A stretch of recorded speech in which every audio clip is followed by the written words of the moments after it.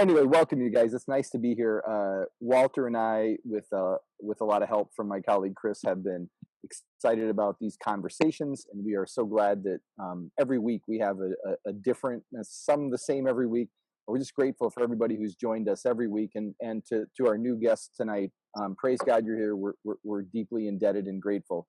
With Father's Day around the corner, that's kind of our theme, but it's obvious from the visuals here.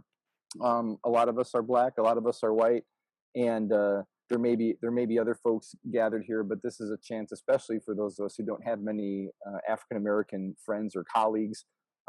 Just on behalf of us white folks, we want to say thanks for your patience and your investing in us to help us learn things, as well as discover what we have in common, which probably is a lot in the parenting department. So I'm going to turn it over to Walter, who wanted to get us started with a quote and then a very sophisticated video that he's going to kick us off with. So Walter. All right. Well, thanks a lot, Dan. Everyone knows, most people know how to send quotes every day. So I normally, during Father's Day, I normally send probably 100 and something quotes to fathers. So I thought I'd start with a good quote about a father. So if you don't mind. So this quote goes, I believe that we become dependent on our fathers to teach us at odd moments. When they aren't trying to teach us, we're formed by the little scrapes of wisdom. And then the person Roberto Ego quotes from. So just to start, Chris is going to start a little video and we're going to have a little bit of discussion, but we thought it was really interesting how early and how that was communicated so well. I think, Chris, you can go ahead and start that video with a little bit of icebreaker, and we'll talk a little bit about that. For those of us. Oh, sorry, wrong video.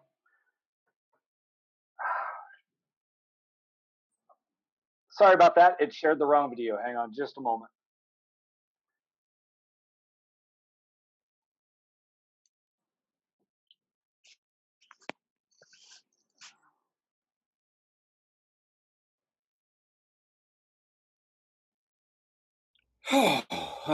Hey there, it's me, Louie. I just wanted to say... Can you help Elma make a pillow fort, please? Just a second, Elma. I'll be right there, son. You know, it is wonderful to get to spend so much time with our children, but can also be a bit overwhelming. But I just wanted to say, parents, you are doing an amazing job. Remember, though, it's important to take some time for yourself. You know, take care of you. You can listen to your favorite song, stretch, or just take a moment to breathe. Come on, breathe with me right now. Huh? Take a slow, deep breath in, and then breathe out. Feels good, huh? We are all doing the best we can, and that is okay. No. It's better than okay. It's Daddy! Okay, son. I'm coming. Looks like I have to go. Time to make a pillow fort. You hang in there and keep up the great work. Caring for each other. Visit Sesame. Well, thanks, Chris, for putting that on. You know, we just wanted to kind of start out with a little bit of humor and a little bit of comfort and a little bit of laughter. So we kind of started out with that little video so we can get a good idea of, you know, us being parents and grandparents and aunts and uncles, godparents. I'm sure everyone fits one of those categories. So we really wanted to focus and start on that, but just have a little bit of a humor and break the ice a little bit. And again, like last week, this is an environment where everyone can feel comfortable to say and ask questions about anything. It's not an environment where someone's going to judge you or anything like that. And I just want everyone to feel comfortable to engage in the questions and the answers, just how you feel. So anything like that, you know, would be okay. So I want to do that. So I think the next thing we were going to try to do, we're going to do a little bit of a survey.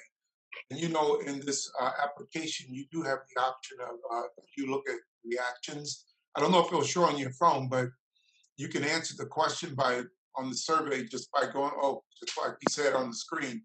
You can just answer it and just pick yes or no on there. So there's the first question. Yeah, we've talked to kids about it. So I think Chris is handling that. And Chris, you can tell them, when you get the results and everything. I'll let you take care of that because you're in control. Will do. Give everybody just a few more seconds here. If you haven't answered it, to go ahead.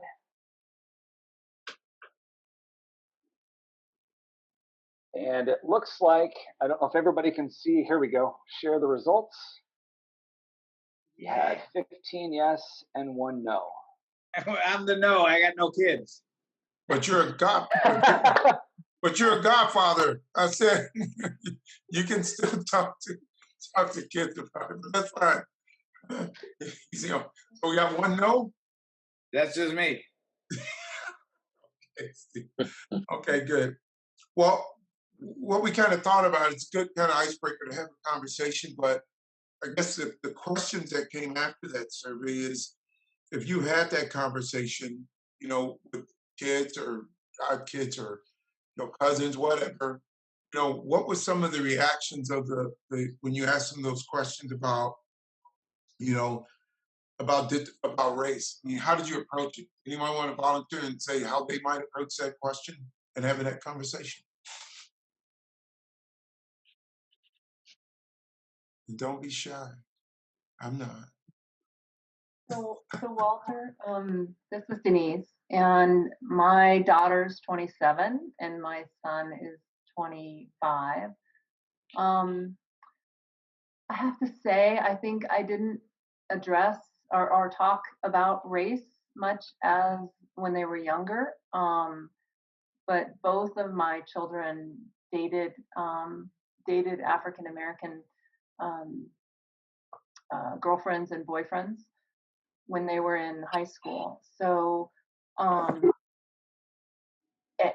it was wonderful. I mean, my husband and I both say we try not to get too attached because they pick these wonderful people to date, and then we are super, super attached. And as those early relationships, they kind of go through a few. So, but I think we talked about it when my daughter's boyfriend came up to Pine Top, and they were stopped by police officers on the way up, and it was really a very uncomfortable situation for them. And I think that was the first time I really, I guess, was aware of that it's not, that there's a double standard and on experiences with getting pulled over. So, but I think I should have had more conversations earlier. Yeah. So Thanks, Denise. Anybody else would like to share? Yes, I would like to share, Walter.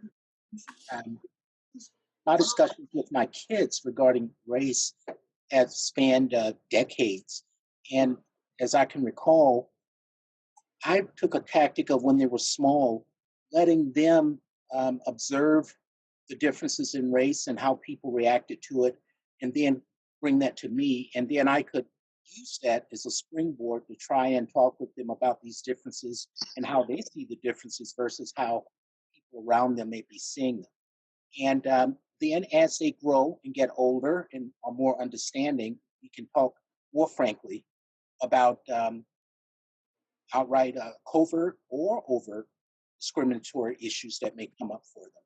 So it's been a process of starting where they are and gradually talking and ending up to talking more deeper as they mature and are able to deal with it better.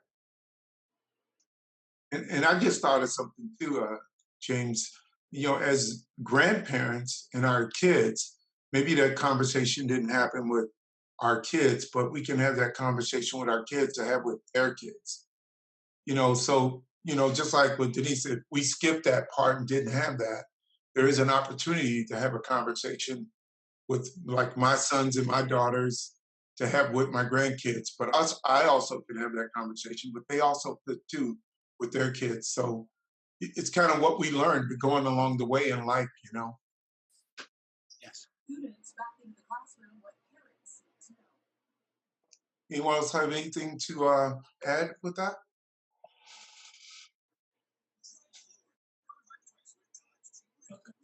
Okay. Well, I talk to my children. My youngest is 28. When I had to talk with them, she was 6. She was in the first grade, and her best friend was a Hispanic young girl. And she wanted to go to the young lady's house. And when I was picking up from school, and her mom seen who she was, and she told her that she couldn't play with my daughter anymore. So my daughter started crying, and we got home, and then I sat her and my boys down and just let them know there's a color. Everybody might not be the same color. Everybody might not like your color. And then she was like, but Mom, she's my friend. And I said, yes, but sometimes kids could be your friends, but their mom just don't like, different colors. And we grew up in an area where it was all races. My boys didn't have a problem. It's just my daughter. Then after that, the mom kind of apologized and let them be friends again, but she still wasn't able to go to her house. But the little girl was welcome to come to my house when her father would bring her. So from then on, it was like, okay, just know you're different, but we're all different.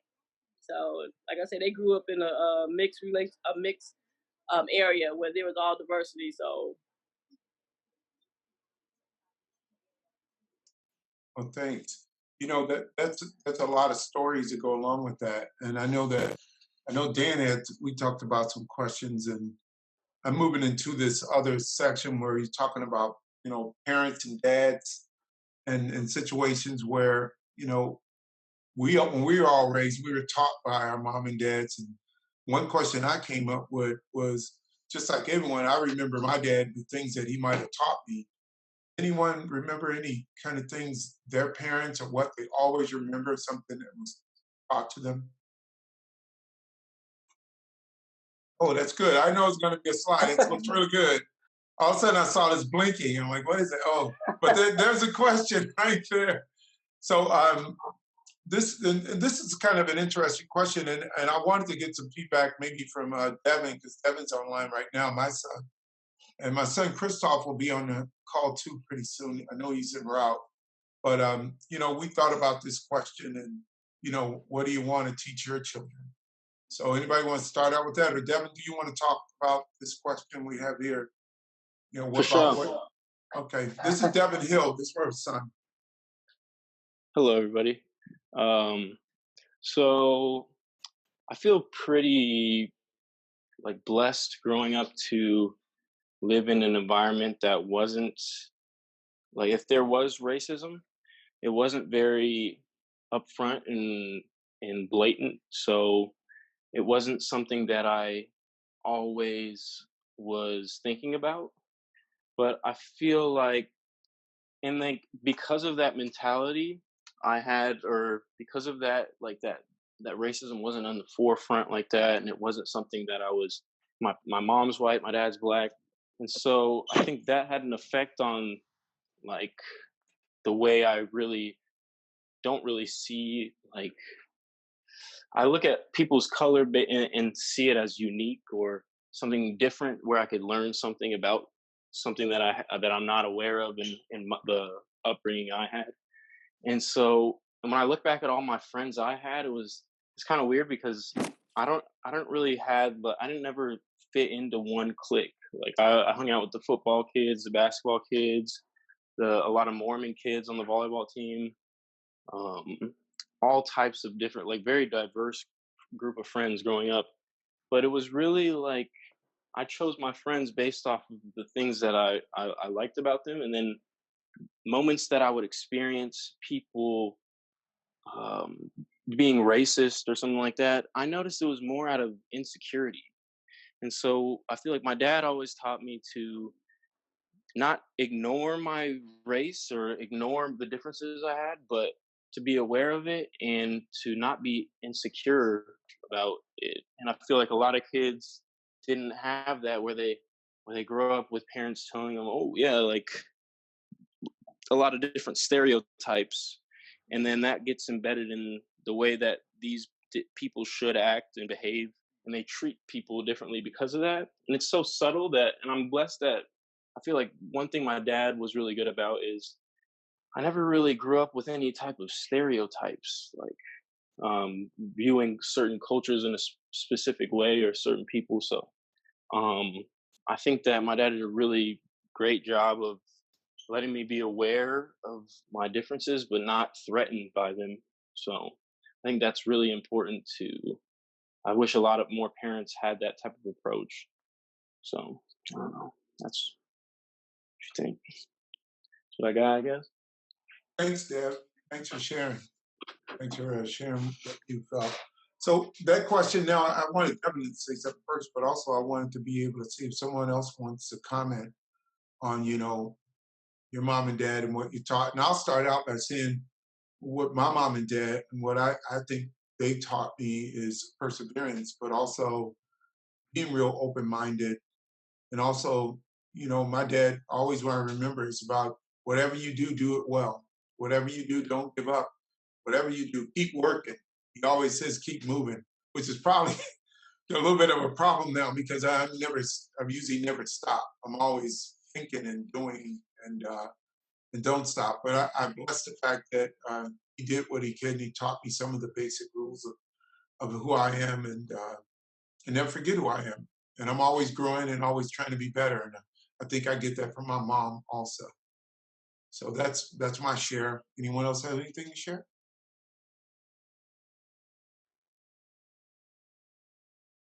Walter, I just like to say I think my experience is unique as well because actually my parents did not teach me about race, ironically enough, and I wasn't aware of any racism per se until high school. So, and then, like I said, we kind of had a few discussions. So with my children, I decided to do the same thing with them. I didn't want to teach them about race because I didn't want them to have preconceived prejudices about anyone. So until they had an issue with someone or experienced some sort of racism, then that's when I sat them down and said, there's stereotypes and some people ascribe to those stereotypes, but I taught my children to treat people as individuals and to ignore stereotypes. Well, I have Kevin Marie, her mic isn't working. So she put in the chat a question of what she said about her parents, and I'd like to read that. She said, my parents taught me as a child to be nice, polite, and cordial, but mainly aware. They taught my sisters and I about Black history, culture, and their experiences. Sorry, I did move. Their experiences in growing up. I was fortunate enough to live in a diverse area, and I know outside of Chicago. And my husband and I are doing the same. We're just trying to teach our kids to be respectful. And she has 3 great young men. So very good.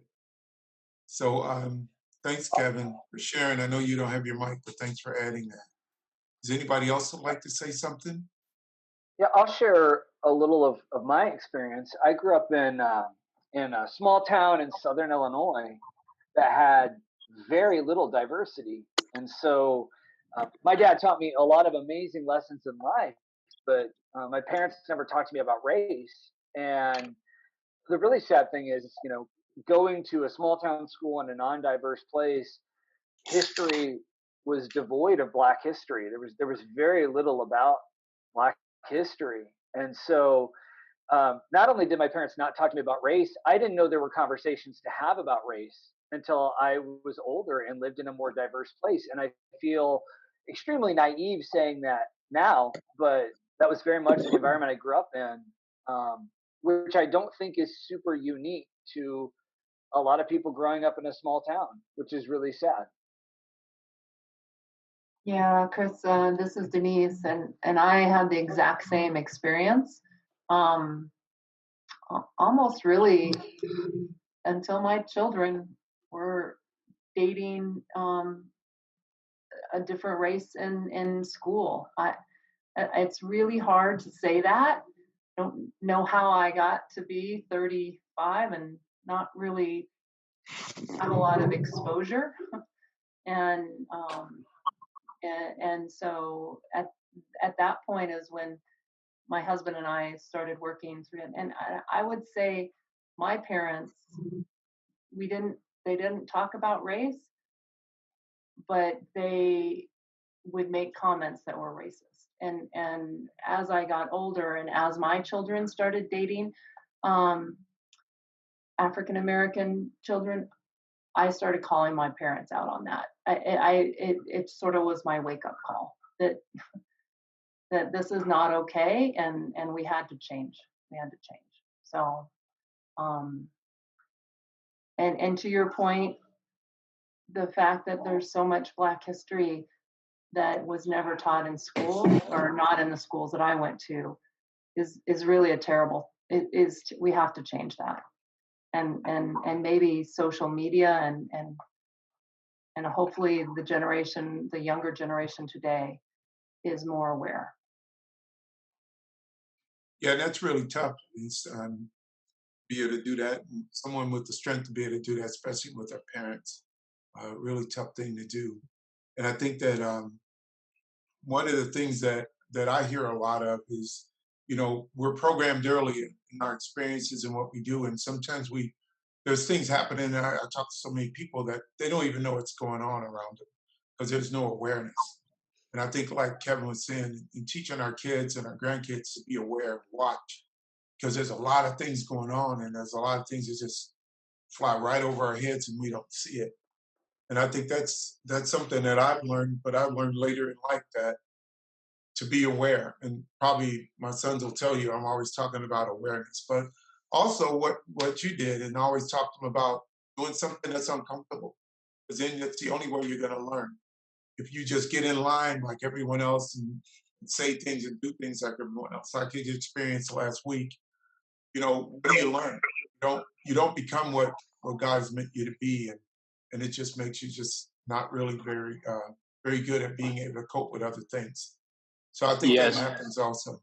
Dad, I just wanted to comment on that because I kind of just thought about that as you were talking, is like the amount of situations growing up where I had a small group of friends, and if my friends weren't doing something that like was an activity or going to an event or something, I would be discouraged on like wanting to go, like, oh, none of my friends are going.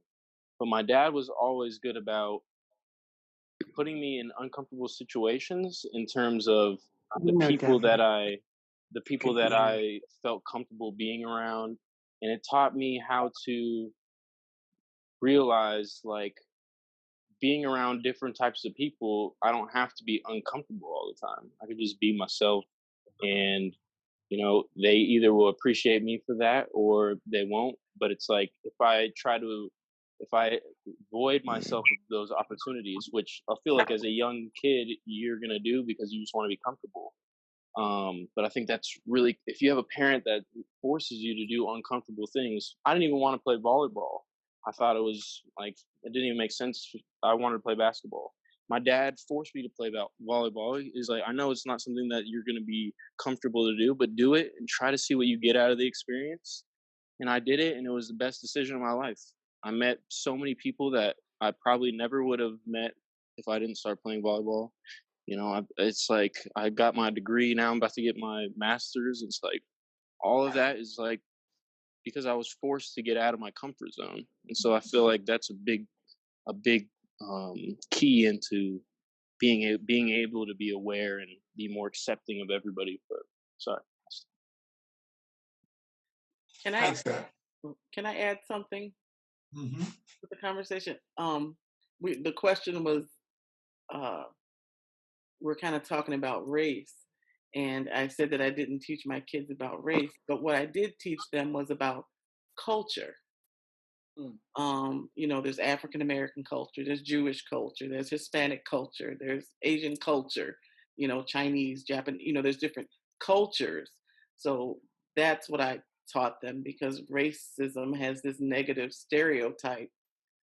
So so in teaching them cultures, I was able to teach them that there are differences, but it's just a cultural difference versus a racial difference. Thanks, Sonia. And it's funny because I think I learned a lot more by having these calls too about not so much like you said racism, but racial bias. When I saw that and I started looking it up and I started thinking about it and I did some more research, it was more clear to me that someone's not really being racist to me. They're just having a bias, which we all have. But some of the ways that I saw I was being treated at work was more of that, more than someone blatantly saying they're being racist. I don't believe that. I don't think that was their purpose or anything, but they were subconscious in way they were what they were doing. So they didn't really always know what they were doing, but it was more of a bias and a more of a stereotype, you know, because racial bias can be almost to me like a stereotype, you know, like they say, you know, women, you're blonde and you must not be smart, or you look at you just visually and just make a decision about, could be your intelligence about or anything about you because visually what someone sees. And before you even say a word or before you even get close, someone makes a determination about you. So that's kind of what I picked on that. But Walter, if you don't mind me adding in, my pastor when I was living in Chicago really challenged my way of thinking, because he said that so often when we think about racism, we really like to think of it as like a binary or like a dichotomy. It's yes or it's no. And he said so often when we have the conversation, we just want to know, do we put that check next to their name or not? And he said, but the truth is, it's much more like a spectrum. And there are all these different places on the spectrum. It's not always this intentional, oh, I want to go out and judge this one group of people, but it's these biases and these stereotypes and these things that through life experience, through media, through whatever, are a part of us, and we find ourselves on that spectrum. And he said if we could get to a point where we're not just asking a yes or no, is somebody a racist, but we're asking, where do I find myself on the spectrum? He said we can have a lot more meaningful conversations. And that was really moving for me, because I started to find myself on that spectrum, not because of this intentional that I wanted to have, but because of these things that I hadn't learned or needed to unlearn throughout my life. Well, thanks, Chris. You want to move on to the next question, unless someone still has something to say? Well, I did notice, Walter, that Kevin Marie had a text there in the chat, and I just wondered if anybody else sees that, if they want to read that. Yeah, I read her first one, unless she has another one. Yeah, that's the second one, also poignant. Oh, she has a lot there. Yeah, why don't you read it, Jay? That's. Or any volunteers that Kevin Sure. Marie? Can I read it? Yes, please. Okay. My 9-year-old was afraid after the George Floyd incident. It was playing repeatedly on the TV. My fault for not thinking he'd really hear. So he asked me, is he going to die because he's black? He thought the police killed black people after seeing what was on the news that day. So my husband and I had to have a serious conversation with him. His birthday was June 9th, and we had a drive-by, honk and roll for him. We know a local police officer, and I was able to get them to do a caravan around our house for him. When they came, he cried and was afraid because, again, he thought police killed black people. One of the officers noticed he was crying and looked sad and came back around and brought him stickers and a pencil with no sirens. They actually got out and talked to him. I think that made him feel better. I just pray we won't always have to have these conversations with him due to the George Floyd killing. And I volunteered, I'm sorry, because I had read it when she posted it, and I thought it was so poignant, heartbreaking. Yeah. What an experience. Thanks, Dan. Yes, Walter, I wanted to respond to Chris's comment. I felt Chris's comment was right on. Um, According to my experience and my training, I got my baccalaureate at Thomas Jefferson University of Virginia. I was in the first Afro-American Studies graduating class from there. And so I had stories about that to tell too, how we got the president to resign from the racist Farmington Country Club that wouldn't permit you for blacks to join by protesting at his home. But there is a spectrum here when you talk about racism. So it is not just overt racism, calling somebody the N-word or some other name. It can involve any prejudice, discrimination, or antagonism directed at a person of a race, particularly if that race is a marginalized race. And so therefore, we have had congressmen that have been forced to step down when pressure has been brought upon them by using a stereotype or dressing in blackface, and when things like that have come out. So there's a whole spectrum when we talk about racism, like Chris said, and it's important when you're talking about bias to still see these type of biases is somewhere along that spectrum of racism, so that you can identify for what it is. It doesn't mean you're an evil person or anything, but it's important to identify correctly where one might stand in that regard. Another line of thinking too is that it's very difficult for a minority to be a racist. I know there's a lot of right-wingers running around now calling calling black people racist.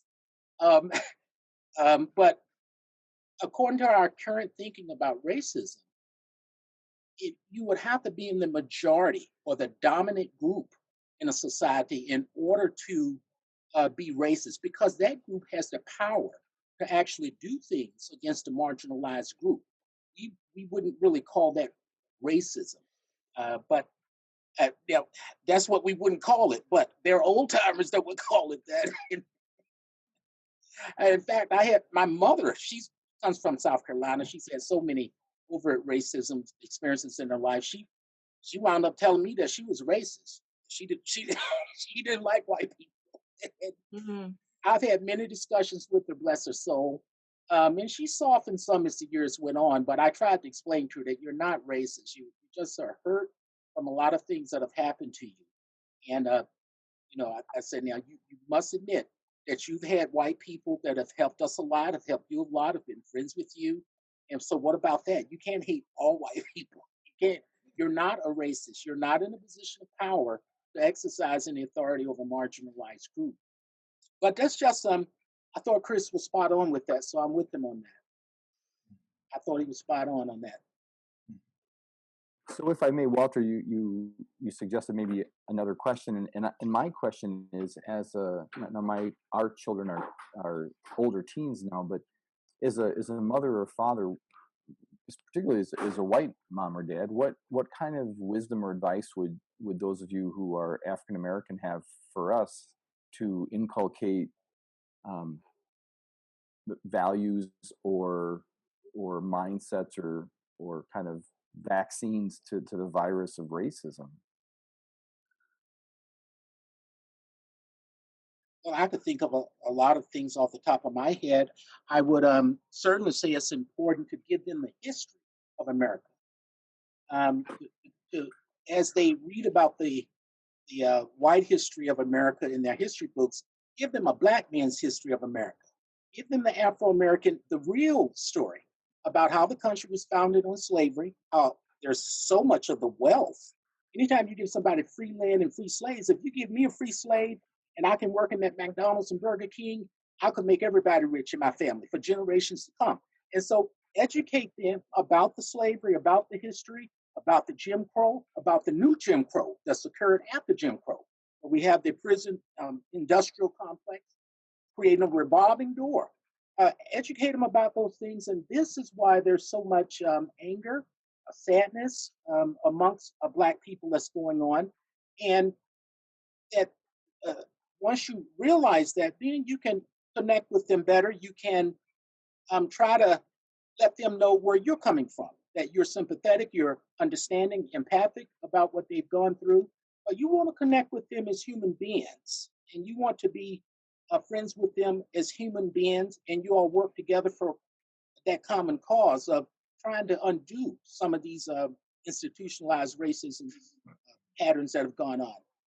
And that would be a start. I appreciate that. And can I add also, I know this is a church group, so my suggestion is to, if your children, are Christian, then you would teach them, what the Bible says, love everybody. That includes Black people. And, as parents, we can only teach our kids so much. They get a lot of external information now, especially with the internet. So we have to teach them, I taught my kids God first. The what we learn about God is first, not what everybody else says. So love is first. So if you teach them that, that'll give them a filter for when the other information comes in. I agree entirely. And the theme of love transcends most of the major religions in the world. It's not just Christianity, but it transcends true Muslim, Buddhism, Hinduism, you name it. So love is certainly a good thing to teach the kids. Yeah, let me add on something. I have 2 daughters, and my wife is white, and so we have 2 biracial children. One of them is darker skinned, like me, and the other one looks more like her mother. My darker skinned child used to cry and would say when she was 3 or 4 or 5 that she wishes she was blonde. She never said white. She said blonde like her mother and her sister. And we tried to infiltrate African American history and all kinds of pride in being part African American, and it never really took. When she was in the 2nd grade, she had her first African American teacher, and within 3 to 4 weeks after spending time with her African American teacher, all that wishing I was blonde went completely away, and we never heard anything else after that. And so you can tell people stuff, you can try to teach it in a book, but they have to experience what it's like to be around people before it catches. So I would suggest that you try to put your children in a position where they have an opportunity to work with people one-on-one in color, so they can see them as a people and not as an African American first. Thanks, Shannon. That's really good. I didn't know if everyone, since you don't have your camera on, I don't know if you introduce yourself so they know who it was that was saying that, because some of them can't see you and they are on their phones. So, but wow, that's powerful. Everything. So Dan, did you get your question answered? Well, that sure helps. Yeah, and like many white predominant churches, we have a handful of African Americans. We've over the years had a handful of African folks from 1st generation, 2nd generation immigrants. But it is one of the things that makes, I think, our church less helpful to be a force for Jesus to change the world is that we're fairly monocultural, and that's probably for a lot of reasons. But for those of you who are Christians, like you mentioned, Lasagna, our worship, we wish better than we are, to be a more diverse church where kids of all colors, particularly all the white kids, get more time with children of color. I mean, there's a handful, but it's not a very big population. So, well, I think it's a good time to move on to a little video that we want to show. This week I saw a video with Tyler Perry, and I hope everyone knows who that is. But I was struck very hard by when he talked about his son, talked about his 5-year-old as a father, what he would hope and what he would wish for his son. So we're going to show a little bit of video, Tyler Perry talking about that. And if everyone could listen in, and we could have a little conversation after that if everyone doesn't mind. Is that okay? Do I have your permission? Let's do it. For those of us who want justice for all, and for my 5-year-old son, let me tell you about my 5-year-old. He loves to play with his electric race cars. And anytime he asks, I stop what I'm doing, get down on the floor, and I play with him. Every time my car flies off the track, he laughs, as only a child can. So innocent and so pure. Most times I'm not even looking at the cars. My attention is fully on him, studying the joy and the innocence in his beautiful brown face and wondering how long can this innocence last? How long can I protect him from the cruelness of this world? How long can he hold on to that same innocence that allows him to describe all of his friends at school to me, but never mention them by race? It is a beautiful thing. But with every passing day, it's fleeting. Every time I look at him, my heart aches for this tough conversation about his brown skin that is coming and no doubt coming soon. When he was born, I was hopeful that by the time he was old enough to ask the hard questions, I could talk to him about police brutality and racial profiling in past tense, just as my mother had talked to me about the Jim Crow South that she grew up in past tense. But yet I find myself still waiting for that morning to come that she talked about. Looking at his young face, I often ask myself, how do I broach this conversation? How will I explain that even though Mr. Rogers once said, look for the helpers, sometimes those very helpers will judge his skin before they see his humanity?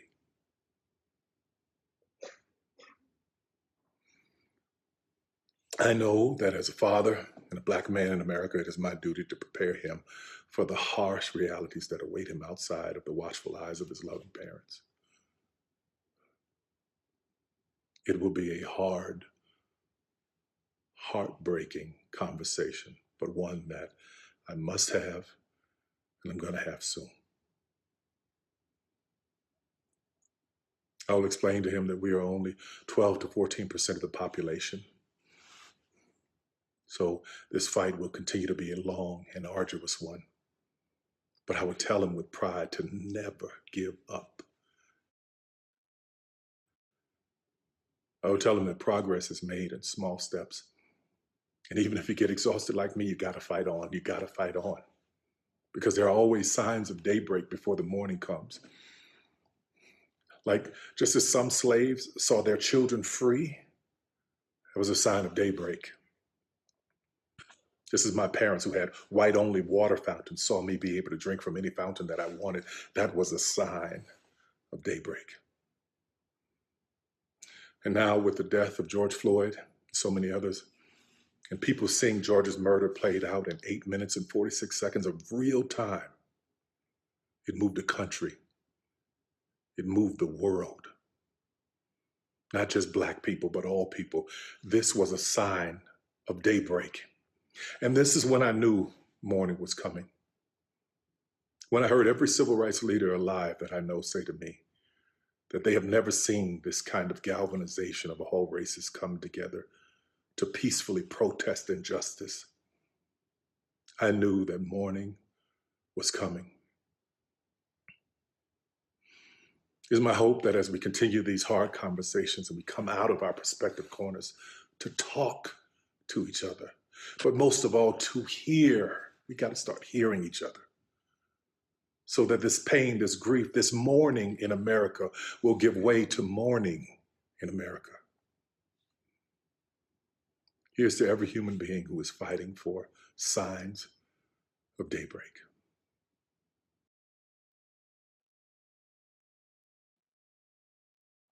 Wow.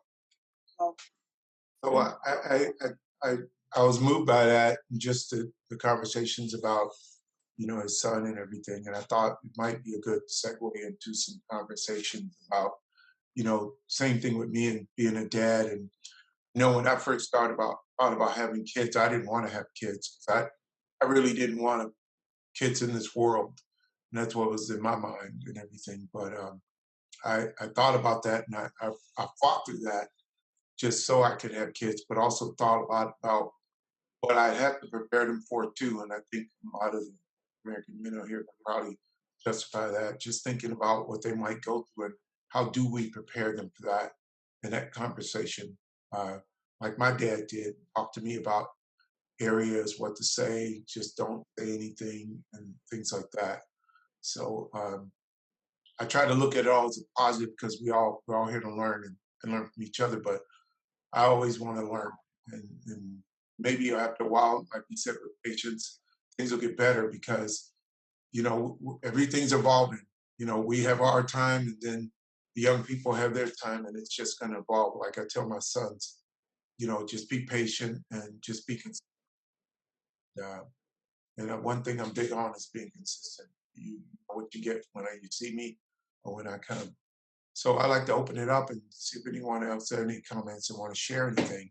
Maybe Dan wants to say something. Since I can see you now, Dan. So Dan Day's one of my friends. About 30 years, like Steve. You don't know how many years. It's actually 33. But that's okay. I'm counting. But anybody else want to have a little bit of comment about that? Well, the thing about Tyler Perry, I did notice. I mean, I can see how it touched you, being that say you saw light, he saw daylight coming. And I think that's where we are right now is focus on the daylight that we see. There's a lot of stuff that's happened in the past, but let's focus on the daylight. And like the Bible says, you can't fight darkness. Light has to fight darkness. So I think that's the focus we should all have.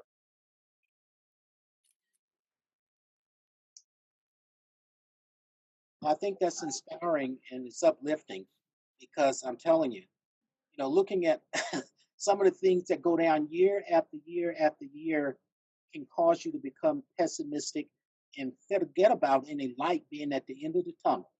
But indeed, I mean, there is some light at the end of the tunnel, but you keep seeing the same stuff going year after year of particularly these police killings, murders, and nothing gets done because of the layers of institutionalized racism protecting them, their immunity. I mean, that really beats down your heart and soul. So it's good to have somebody to remind us that there is a light at the end of the tunnel, and to keep hope alive.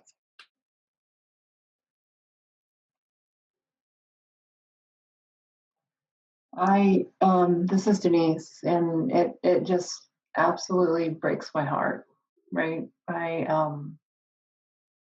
never had that conversation with my son, and we have to change it. Like no dad or mother should have that conversation with their child. So what I hope to get out is how can I help change that? It's really important.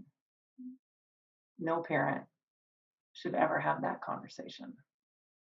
Have to have that conversation. I think, Denise, for me, it's always helping and changing something. Maybe, like you said, small steps. You becoming aware, and then people around you become aware because what you might talk to them and say, and that's the way it's supposed to be, happen that way. But I think we make a difference by educating ourselves and really like having this conversation. It starts there because you get a better understanding. And I think that's where things start when there's confusion and not real clear understanding and everything. I think that makes it happen. Walter, can I just can I wanted ask to. you a question? Oh, sorry. Go ahead. No, You go go ahead. ahead. I was just gonna say real quick, like I understand that my experience growing up is definitely a lot more privileged of an experience than my my dad's and a lot of other Black people and minorities in the country.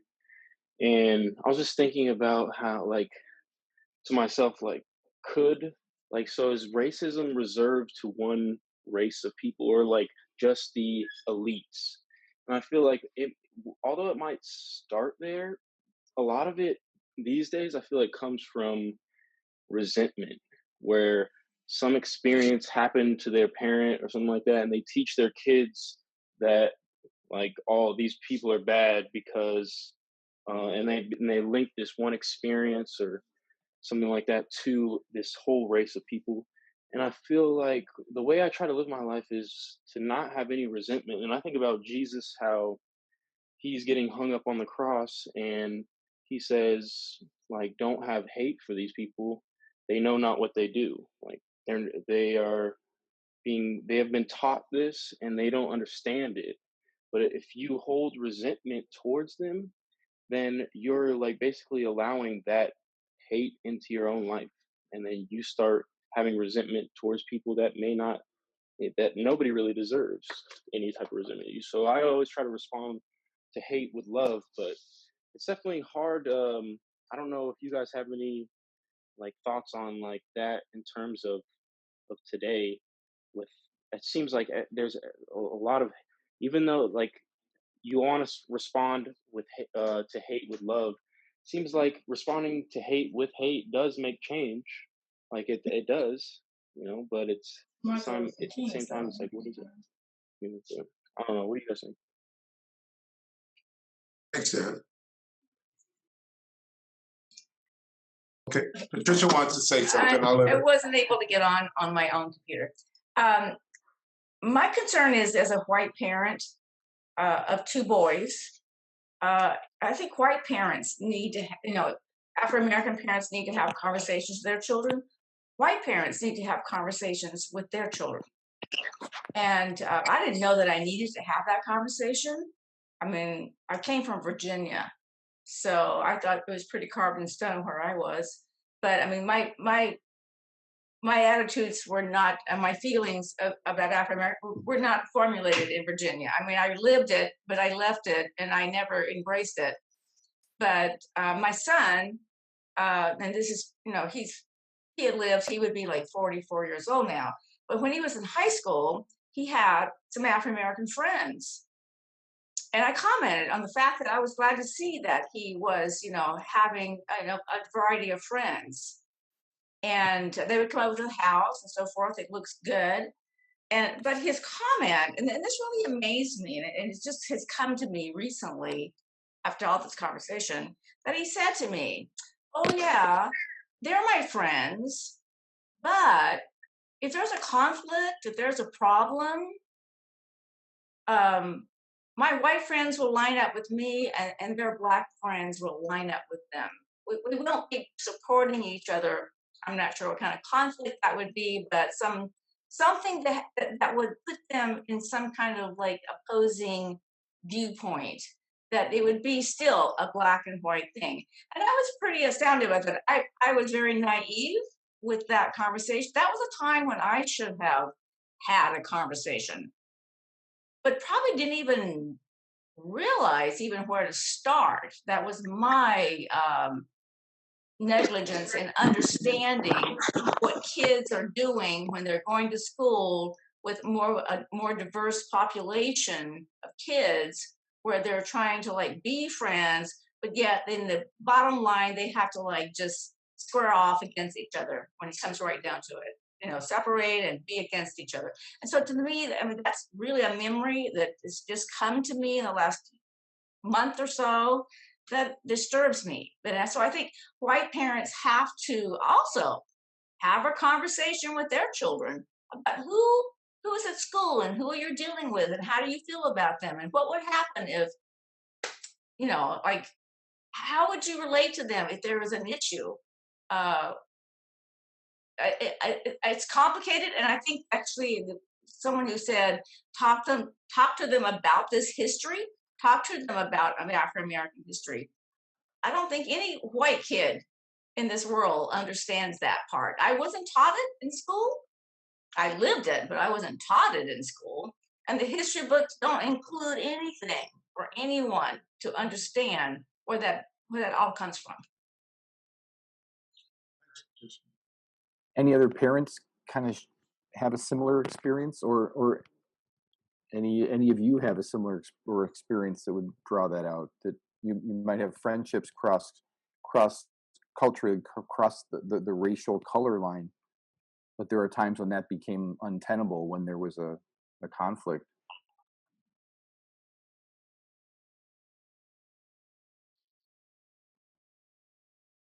Well, Stephen, you're muted, dude. There you go. So I do have one thing, because I've known Walter for a really, really long time, and 33 years. Yeah, and if you know Walter and stuff like that, and you know his children are biracial and stuff like that, and his ex-wife and stuff like that was white. But I remember growing up with him, that his in-laws at that time had a little problem with Walter being black. And that's probably the only time in my whole life that I've ever experienced, I don't know if it was racism or bias or whatever, but there were times that I used to go and I used to pick up Devin's mom for a date, and I would take her and then I would deliver her basically to Walter without them even knowing and stuff like that. Oh, now my son knows that. It just entered my mind, and really, I didn't pay any attention to it. Unfortunately, at the time, I had no comments about it. I really didn't bring it up. The only time that we were able to discuss it was when Walter would discuss it with me, because he's very candid and open in what he likes to say and stuff like that. So I lived those experiences for a while until I got to know Walter and love Walter and appreciate who Walter was and stuff like that. But yeah, I do think that sometimes people are segregated and don't live those experiences. So, you need to maybe have it in the school, maybe bring it up, maybe the parents should talk to the kids about it and stuff like that. But if there's more awareness about it in today's culture and society, I think there'll be a little bit more forgiveness. Yeah, and thanks, Steve, for saying that, because you remind me of back then, all those times you were a good chauffeur and a good deliverer. But, the other thing that I think about, and this is just my ex-wife, is when I first knew her, we were just friends. And I always remember what she said to me when we were just friends. Is my dad takes a train downtown to Chicago, so he's around a lot of blacks, so he's fine with it. And I would tell her, just because he's on the train doesn't mean that, they can ride the train. But that I remember just telling her that doesn't mean a thing. And I had lots of friends, and a lot of people know on the phone in Barrington, where I kind of figured it out that I had a lot of friends that were white. But if it came to their sister, their parents would have a fit. But it was their son, they loved me to death. So, there's a separation. But during that time when Steve was doing it and I was dating, once their parents found that we liked each other, then it was a totally different story, because actually we were just friends going camping. We had 30 people going camping, and her parents just said, "No, you can't go because Walter's going." We weren't even dating. They didn't even want her to go camping, just with 30 other people. So it's kind of funny. It's a lot of history, but I laugh at it now and the challenges they had. But I think, just like Denise was saying, the more they pushed away, the more we pushed back together. I think if they would have just let us date, go our places, we probably never would have got together. But they kind of fought it, so it made it more of a challenge to be together. So as a parent, you just got to meet the person and, don't kind of fight them against it, because you're pushing them together just to be defiant. That's all. But thanks for sharing that, Steve. Well, you know what? I one other thing I want to say too, Walter, and I don't even know if Devin knows this, and maybe I broke the racial barrier too, but and hopefully Walter's okay with me saying this, but I actually knew a friend of mine or something like that who made cakes or something like that back then. So their wedding cake, we actually had to go pick up and stuff, but they decided not to have a topper on the wedding cake. And at that point, I don't know what made me do this, but I went and bought a Precious Moments doll. You know, and it was Love Is. Love Is, yeah, and it was the man and a woman, and they were together. The problem with that Precious Moments is both of them are white. So what I did is I actually took the male and I colored it black. And I brought that to the wedding and put that with the cake. Now, I have no idea what the response of Devin and your mom's parents were or what, but I did that, and I just didn't think anything about it. But thinking about it now is that probably was very adventurous of me to do that, like that. I just wondered who did that. I didn't know who did that till you just told me. I always wonder who put that on the cake. It makes you share and tell me. Now I know who did that. I did that. I know. You know, okay. Devin, your mom's parents and stuff like that. I mean, I knew them and I was at that house a lot. But to be honest with you, I spent a lot of time with Walter's parents when his dad was alive, his mom, his sisters, his brothers, and I was over there a lot. And I was basically, you know, as Walter's mom will tell you, I'm one of their sons and stuff like that. So even though I love them tremendously, I've never experienced any of that racism that maybe Walter and his family have experienced and stuff like that. So, maybe I need to be a little bit more aware of what's going on in the world. You were like the Trojan horse of my. Yeah, Devin, I can tell you a lot of stories, probably. Yeah, well, we'll be together soon, so we can share. I think everyone's had enough of me. Well, I was going to say, Walter, to kind of follow the schedule that you and I had come up with. You know, one of the questions, gang, that we wanted to ask before we close tonight was, just for a little context, this is kind of a format that I had been using with members of our church we called it Theology on Tap. We'd talk about different things every night, you know, like hell or science and theology or the Three Marys, things like that. And Walter and I took advantage of that opportunity to invite folks into this format. And so Walter and I wanted to know, you know, after this is the third of these 75-minute get-togethers, is there feedback you'd have for us? Is this something that, you know, maybe you'd see value in continuing like twice a month, or is this something that, oh yeah, we've got to sign? What are you getting out of these gatherings? What could we do differently? And what are next steps for building bridges? Thank you, Chris. Any thoughts about that? In other words, are you happy? Thanks for cutting to the chase, Walter. Well, Walter, you're happy.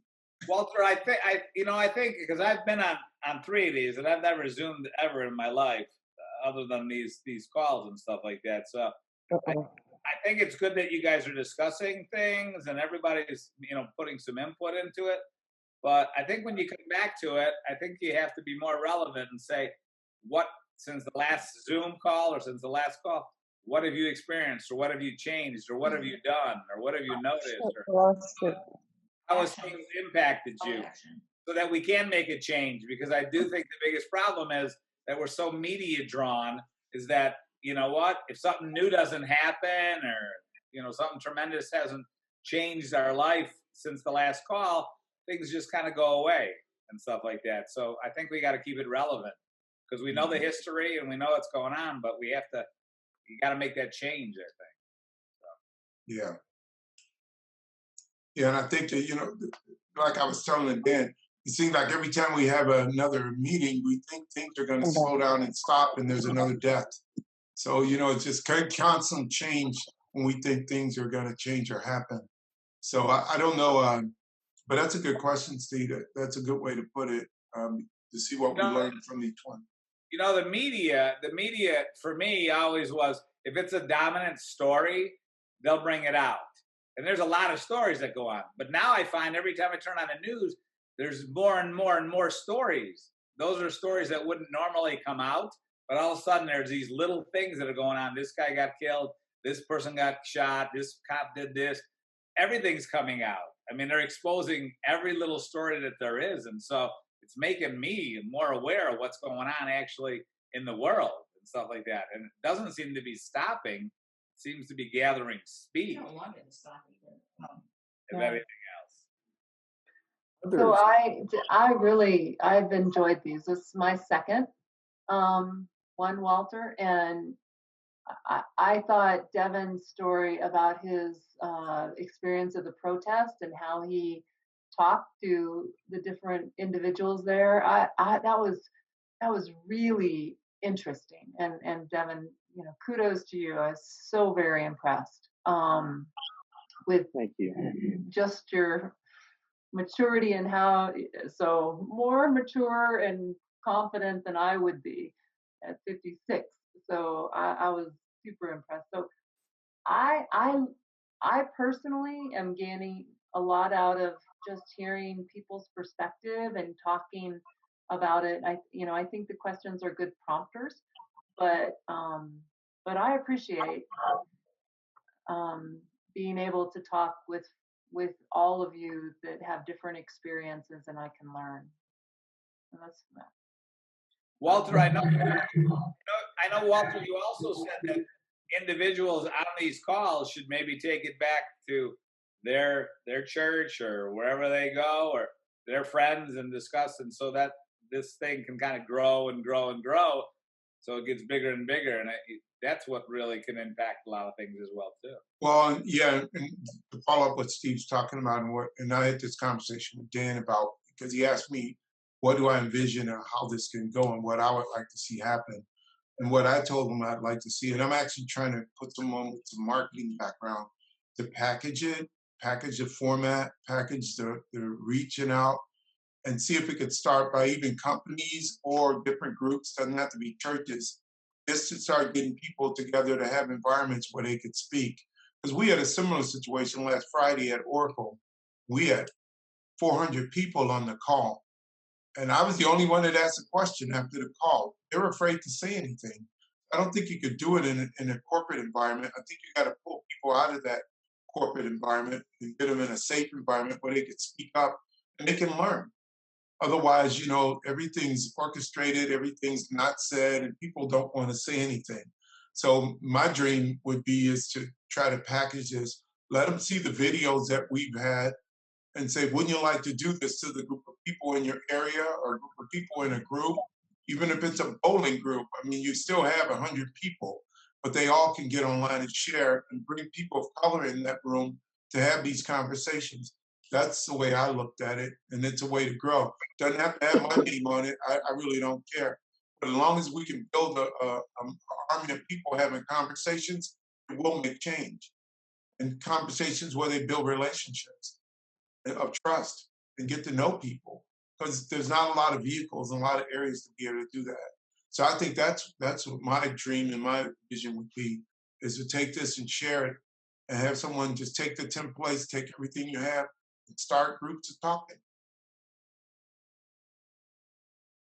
Walter, I will tell you, I work for a large corporation. It's a restaurant corporation, but we went into this pandemic and lockdown and stuff like that. That was hard on the corporation. But then when all these protests started, that even got crazier. And our CEO and our owner of our company, you know, sent out a letter to everybody, every employee, kind of addressing all of that information.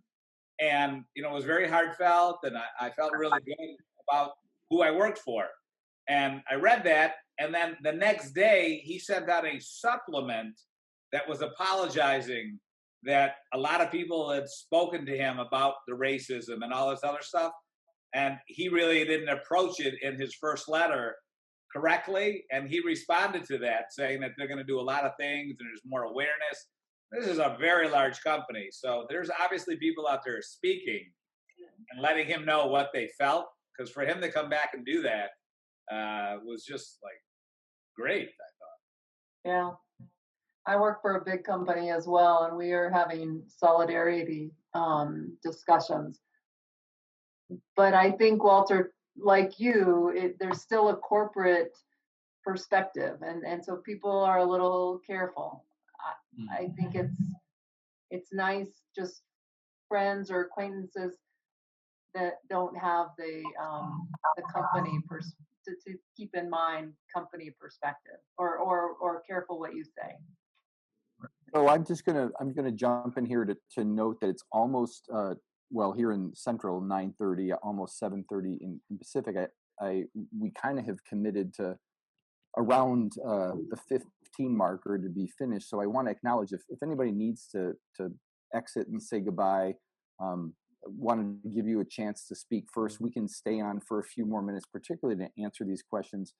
I personally, I think many of you are finding a lot of value in this, but I also don't want to take for granted that what Walter and I have cooked up is exactly, for this particular group of us, the exact right way to do it.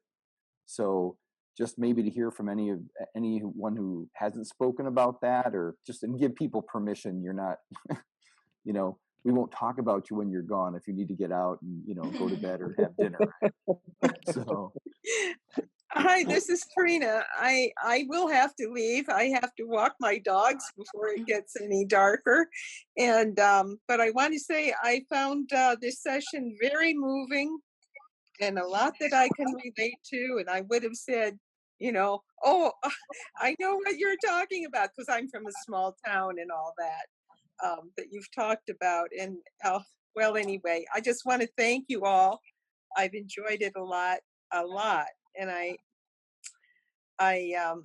found it very meaningful, and I'll look forward to the next time. Bye. Thank you. Bye.